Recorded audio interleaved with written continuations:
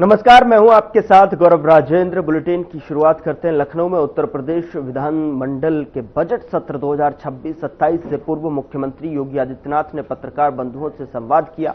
मुख्यमंत्री ने कहा कि यह बजट प्रदेश के समग्र विकास, जनकल्याण और आत्मनिर्भर उत्तर प्रदेश की दिशा में महत्वपूर्ण कदम होगा। इस दौरान उन्होंने कुछ कहा है, आपको सुनाते हैं।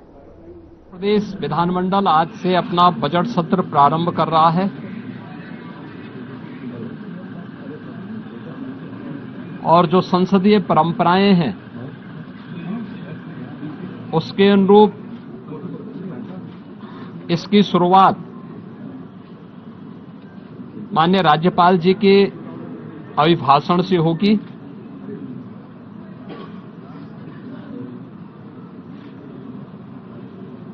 बजट सत्र में दो महत्वपूर्ण एजेंडे होते हैं। एक माननीय राज्यपाल जी का अभिभाषण और दूसरा सामान्य बजट। माननीय राज्यपाल जी का अभिभाषण वह सरकार की उपलब्धियों और भारी कार्य योजना का सरकार का अपना एक दस्तावेज होता है, जिसे राज्यपाल जी के माध्यम से सदन के माध्यम से पूरे प्रदेश के जनता जनार्दन को समर्पित किया जाता है और यह सभी माननीय सदस्य फिर उस पर चर्चा करते हैं। ये सभी कार्रवाई को आज माननीय राज्यपाल जी के द्वारा अपना अभिभाषण समेत सदन को संबोधन के माध्यम से यहां दिया जाएगा। दूसरा सामान्य बजट 11 फरवरी को वर्ष 26-27 का सामान्य बजट प्रस्तुत होगा और फिर इस पे चर्चा होगी। फिर अंत में अनुदान मांगों को पारित करने के साथ ही बजट सत्र जो आज 9 फरवरी से लेकर के 20 फरवरी तक चलेगा, यह बजट सत्र का एक कार्यक्रम हम लोग लेकर के आए हैं। आज माननीय राज्यपाल जी के भाषण के बाद जब अभिभाषण सदन के पटल पे रखा जाएगा, उसके तुरंत बाद उत्तर प्रदेश का आर्थिक सर्वेक्षण भी सदन में प्रस्तुत होगा। ये पहली बार कोई राज्य सरकार अपनी आर्थिक उपलब्धियों को लेकर के, क्योंकि जब हम लोग इस बात का उल्लेख करते हैं कि हम लोगों ने यूपी के बीमारूपन से इसको उभार करके भारत की इकोनॉमी के ब्रेक थ्रू के रूप में उत्तर प्रदेश को स्थापित किया है, उन सभी कारकों को और उत्तर प्रदेश की आर्थिक उन्नयन की इस यात्रा को भी जानने का अधिकार सभी माननीय जनप्रतिनिधियों को और उत्तर प्रदेश की जनता जनार्दन को होना चाहिए। हमने आर्थिक उन्नयन कितना किया है, उत्तर प्रदेश की प्रति व्यक्ति आय में क्या वृद्धि हुई है, एम्प्लॉयमेंट जनरेशन की स्थिति क्या है, उत्तर प्रदेश की वित्तीय प्रबंधन को कैसे हमने लगातार एक विषम परिस्थितियों से उभार करके उत्तर प्रदेश को पिछले 5 वर्ष के अंदर, पिछले 5 वर्ष से लगातार रेवेन्यू सरप्लस स्टेट के रूप में स्थापित किया है। इन सब को लेकर के आर्थिक सर्वेक्षण की रिपोर्ट भी आज सदन में प्रस्तुत होगी और मुझे लगता है कि राज्यपाल जी के भाषण पे चर्चा के दौरान भी और बजट पे चर्चा के दौरान भी सभी माननीय सदस्य के लिए यह रिपोर्ट एक महत्वपूर्ण दस्तावेज होगा अपने डाटा को प्रस्तुत करने के लिए और उस पर चर्चा करने के लिए। वास्तव में विधानमंडल लोकतंत्र का एक महत्वपूर्ण आधार स्तंभ है। यह संवाद से चलता है, कार्रवाई को बाधित करके नहीं। किसी भी माननीय सदस्य को अगर कोई मुद्दा उठाना है तो कार्रवाई को बाधित करने से वह एक प्रकार से जिन मुद्दों को की ओर ध्यान आकर्षित करना चाहता है उन मुद्दों पे को डाइल्यूट करने का प्रयास कर रहा है। हम लोगों ने बार बार कहा है कि सरकार संवाद से समस्या का समाधान पर विश्वास करती है। सरकार हर मुद्दे पे चर्चा परिचर्चा करने को तैयार है। हर एक माननीय सदस्य के बहुमूल्य सुझावों को स्वीकार करने को तैयार है, उस पर चर्चा करके और जो भी राज्य के हित में आवश्यक है उस प्रकार का कदम उठाने के लिए तत्पर है, तैयार है। लेकिन कार्रवाई को बाधित न किया जाए, अनावश्यक शोरगुल से बचा जाए। यद्यपि पिछले 9 वर्ष के अंदर उत्तर प्रदेश विधान मंडल में कार्रवाई के नए कीर्तिमान स्थापित हुए हैं और हम विश्वास करेंगे कि बजट सत्र जिस पर पूरे प्रदेश की और देश की भी निगाहें होंगी, इस बजट सत्र को इन 2 महत्वपूर्ण सरकारी कार्यों के साथ ही तमाम प्रकार के विधायी कार्यों को माननीय सदस्यों के अपने महत्वपूर्ण मुद्दों को भी उठाने का एक मंच बनेगा। इस विश्वास के साथ मैं बजट सत्र के अवसर पर विधानमंडल के सभी माननीय सदस्यों का और इस पूरी प्रक्रिया को सुचारू रूप से संपन्न करने के लिए विधानमंडल से जुड़े हुए जो हमारे अधिकारीगण हैं उन सबका भी, आप सभी का भी मैं हृदय से अभिनंदन करता हूं और विश्वास करता हूं कि बजट सत्र उत्तर प्रदेश के विकास की इस स्पीड को और तीव्र करने में एक बड़ी भूमिका का निर्वहन करेगा।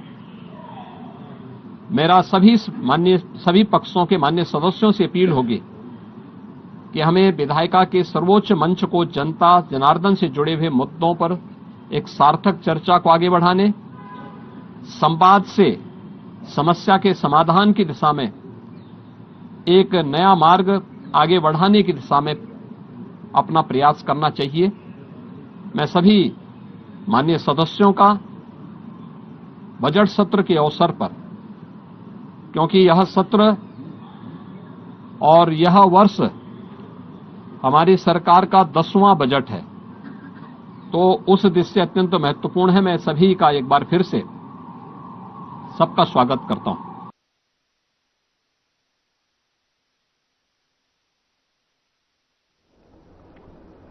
उधर नई दिल्ली के हैदराबाद हाउस में प्रधानमंत्री नरेंद्र मोदी और सेशेल्स की राष्ट्रपति ने संयुक्त प्रेस कॉन्फ्रेंस को संबोधित किया है। दोनों नेताओं ने द्विपक्षीय संबंधों और समुद्री रक्षा और सुरक्षा को लेकर व्यापार, निवेश और विकास सहयोग जैसे अहम मुद्दों पर चर्चा की।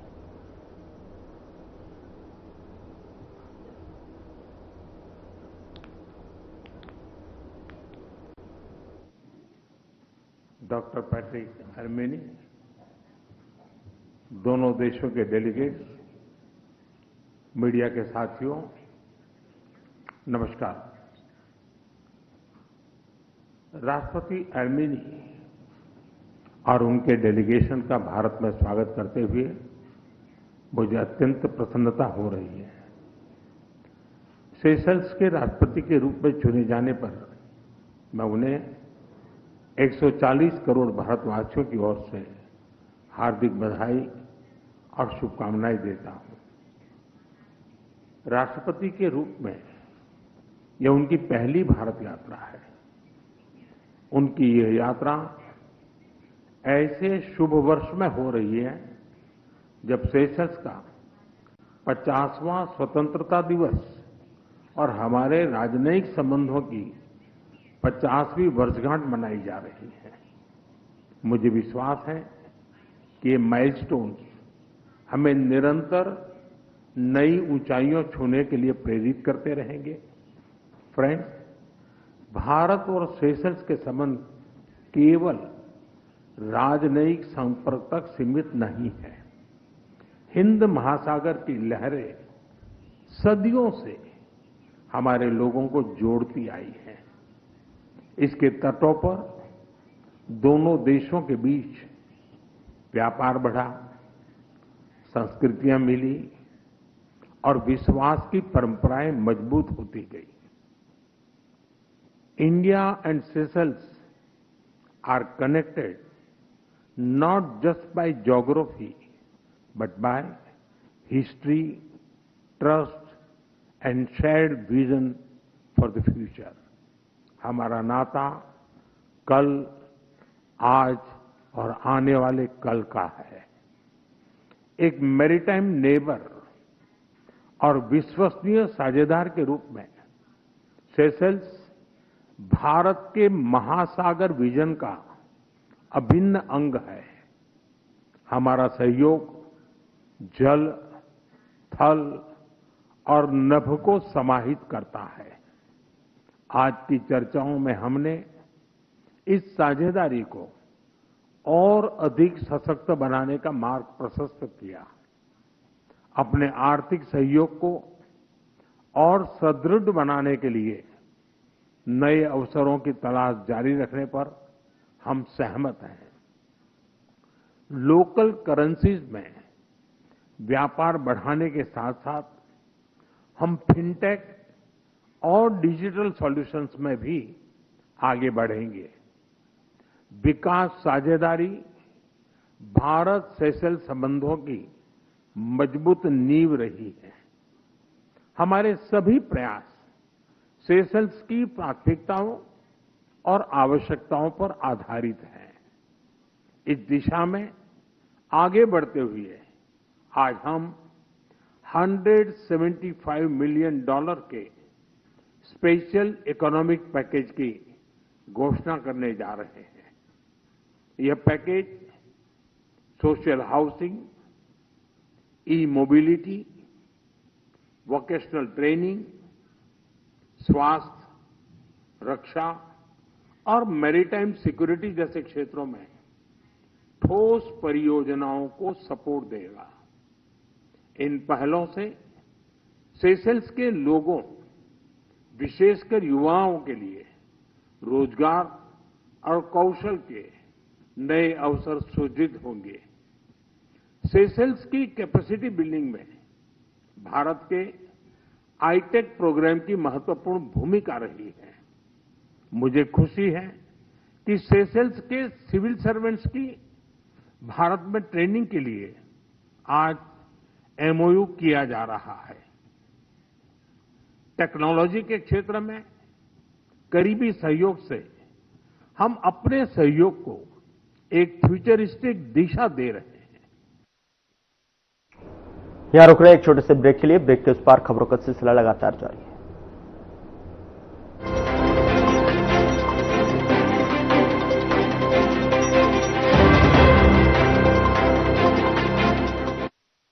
कुछ लोग खाते पीते तो बहुत बढ़िया हैं, पर फिर भी उनकी सेहत नहीं बनती। पिचके हुए गाल हैं, हड्डियां निकली हुई हैं, पैंटें ढीली हैं, कपड़े जचते नहीं, कोई पर्सनैलिटी नहीं। ऐसे लगता है इधर से खाए जा रहे हैं, उधर से निकले जा रहा है, क्योंकि उनका पाचन तंत्र खराब है। और जब तक के पाचन तंत्र दुरुस्त नहीं होगा, वो जितना मर्जी अच्छे से अच्छा खा ले, उनकी सेहत नहीं बन सकती। इसलिए हमारी संस्था सन्यासी आयुर्वेदा ने एक ऐसी दवा का निर्माण किया है जो कि आपके लिवर को, आपके पाचन तंत्र को दुरुस्त करने का काम करती है, ताकि आप जो भी खाएं उसका पूरे का पूरा निचोड़ आपके शरीर को लगे, आपकी भूख बढ़े, खाया पिया सही से लगे, नया खून बने, हड्डियों में जान आए, वजन बढ़े और आप मोटे तगड़े खूबसूरत पर्सनैलिटी के मालिक बन जाएं। सिर्फ 655 रुपए की पूरे 1 महीने की दवा होती है और आप इसे घर बैठे 01145454545 पर फोन करके दवा मंगवा सकते हैं। क्या रंग खिला, क्या रूप सजा, मैंने ही नहीं दुनिया ने कहा।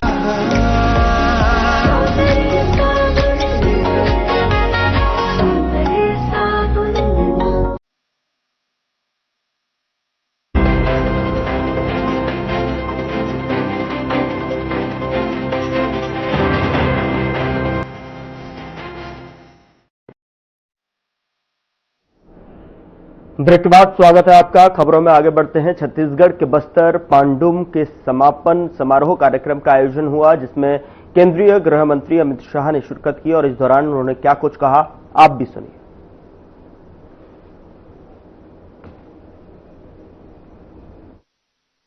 आज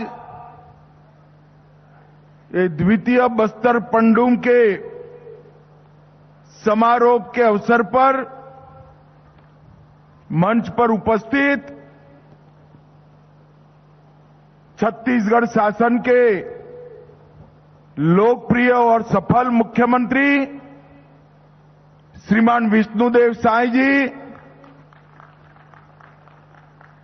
छत्तीसगढ़ के उप मुख्यमंत्री और गृह मंत्री श्रीमान विजय शर्मा जी, आज जिनके निमंत्रण पर मैं आया हूं, संस्कृति और धर्मस्व विभाग के मंत्री श्री राजेश अग्रवाल जी, भाजपा के प्रदेश अध्यक्ष और यहीं के राजा साहब विधायक श्रीमान किरण देव सिंह जी, हमारे युवा नेता सरकार में मंत्री केदार कश्यप जी, हमारे सांसद महेश कश्यप जी, श्री भोजराज नाग, हमारे सांसद महोदय, बहन लता उसेंडी जी, हमारी राष्ट्रीय पदाधिकारी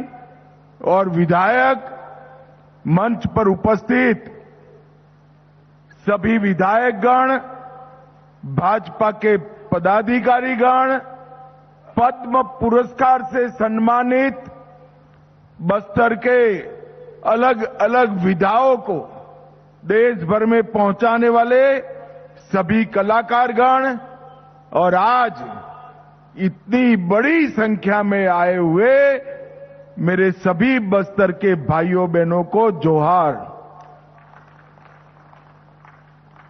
भाइयों बहनों, 7 जिले, 1885 ग्राम पंचायत और 32 जनपद मुख्यालय से प्रतियोगिता करते करते करते 12 विधाओं में, मैं तो अभिनंदन देना चाहता हूं मुख्यमंत्री जी को, गत बस्तर पांडुम में 7 विधाओं की स्पर्धा थी, इस बार 5 विधाएं नई जोड़कर 12 विधाओं में हमारे आदिवासी कल्चर को, बस्तर के कल्चर को बढ़ाने का काम किया गया है।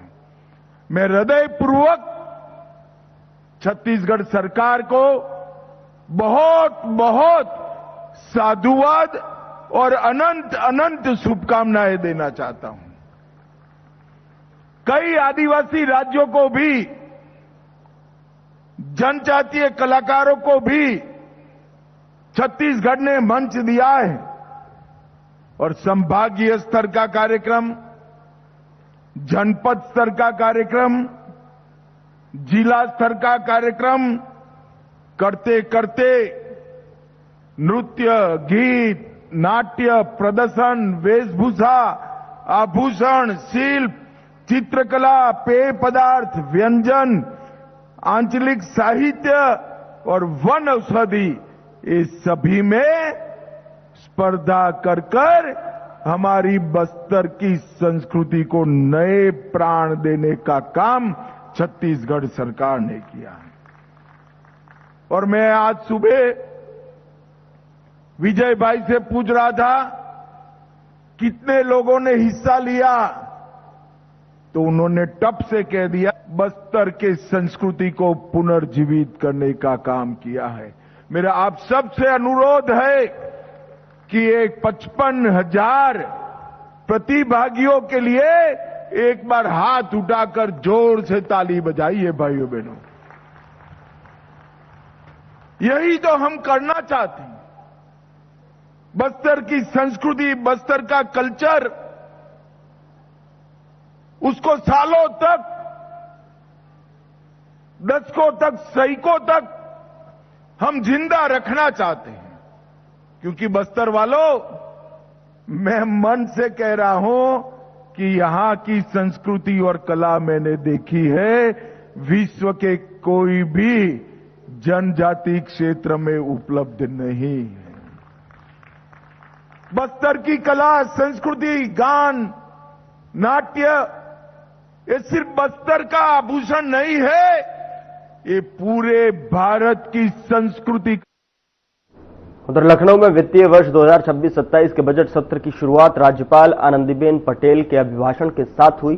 राज्यपाल ने विधानसभा के समवेत दोनों सदनों को संबोधित करते हुए राज्य सरकार की नीतियों और उपलब्धियों और भावी योजनाओं का उल्लेख किया और इस दौरान उन्होंने क्या कुछ कहा, आप भी सुनिए। प्रदेश राज्य विधानमंडल के वर्ष 2026 के प्रथम सत्र हेतु आहूत दोनों सदनों के समवेत अधिवेशन आप सभी का हार्दिक स्वागत है। आप सभी को इसी साल 2026 की शुभकामनाएं। मैं यह कामना करती हूँ कि यह वर्ष आपके व समस्त प्रदेशवासियों के लिए सुख, शांति, समृद्धि व संपन्नता से परिपूर्ण हो। मेरी सरकार प्रदेश की आर्थिक समृद्धि, युवाओं के लिए रोजगार एवं उद्यमिता, अन्नदाता किसानों की खुशहाली, महिलाओं की आत्मनिर्भरता सहित प्रत्येक नागरिक के सुरक्षित व सम्मानजनक जीवन को सर्वोच्च प्राथमिकता देते हुए कार्य कर रही है। मेरी सरकार समस्या को समाधान तक पहुंचाने में विश्वास रखती है। इस राह पर आगे बढ़ते हुए उत्तर प्रदेश को बॉटलनेक स्टेट से ब्रेक थ्रू स्टेट के तौर पर स्थापित करने में सफलता मिली है। सबका साथ, सबका विकास के संकल्प के साथ प्रदेश में लगभग 6 करोड़ लोगों को बहुआयामी गरीबी से ऊपर उठाया गया है।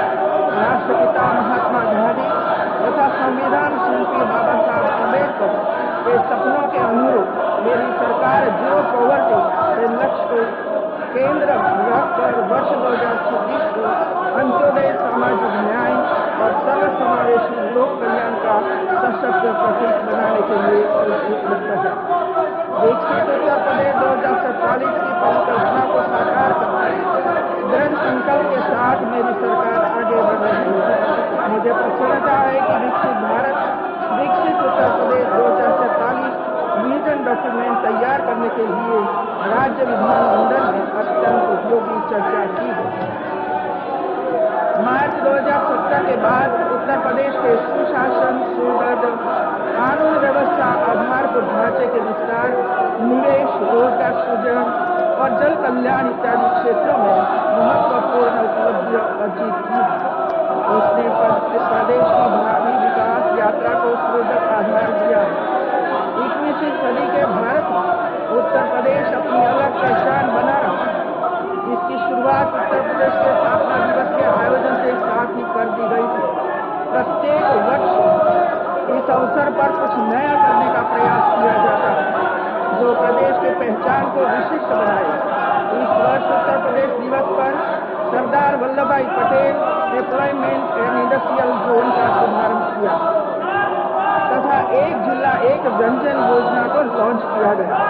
प्रयागराज में 2025 के महाकुंभ के दौरान लगभग 66 करोड़ से अधिक श्रद्धालु तथा माघ मेला 2026 में 21 करोड़ से अधिक श्रद्धालुओं द्वारा स्नान किए जाने का अनुमान है।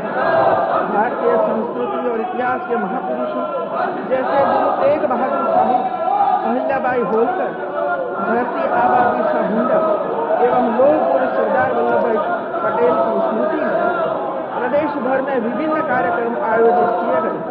प्रदेशवासियों ने श्री गुरु तेग बहादुर साहिब का 350वां पावन शहीदी दिवस श्रद्धापूर्वक मनाया। भगवान बिरसा मुंडा के 150 जयंती वर्ष उन्हें नमन किया। लोह पुरुष सरदार पटेल की 150वीं जयंती पर संपन्न कार्यक्रमों ने एक भारत श्रेष्ठ भारत के संकल्प को प्रदर्शित किया। अहिल्याबाई होलकर की प्रतिमा वाराणसी काशी विश्वनाथ मंदिर परिसर में स्थापित की गई। औरैया मेडिकल कॉलेज का नाम पुण्य श्लोका अहिल्याबाई होलकर मेडिकल कॉलेज किया गया।